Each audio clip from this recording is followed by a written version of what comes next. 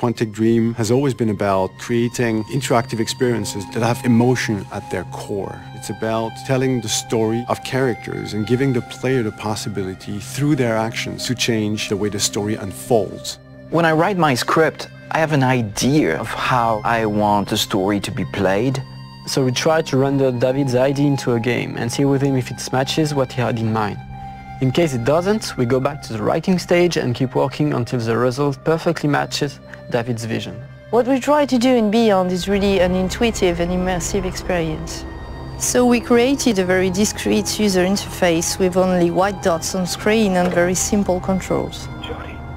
Jody, where are you? We wanted to revisit the action system and go for something that would be more invisible and more intuitive to the player. We didn't want the interface to be a barrier. We wanted the player to focus on what he's doing on screen and not on how to do it.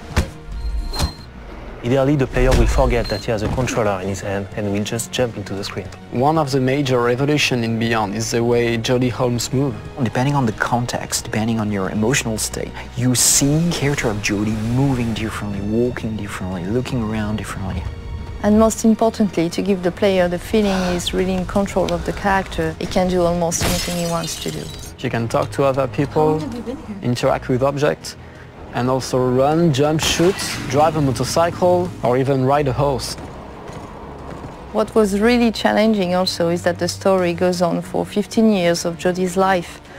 When Jody's a kid, for instance, you can do different things than when she's a teenager or an adult. Giving this much animation to a character, it's really new. It has never been done to that extent, and it really makes the character come alive like never before. We wanted to have these new mechanics with Aiden. I wanted to give this feeling of flying around and going through matter and through walls. So we started making some research on how ghosts would move or even a fish would swim underwater. We thought that using orbs is an interesting approach. It would give us this physicality that we need to interact with matter. It became really something natural to assign them to the two analog sticks and have to play with them, to focus them, or on the opposite, to split them apart.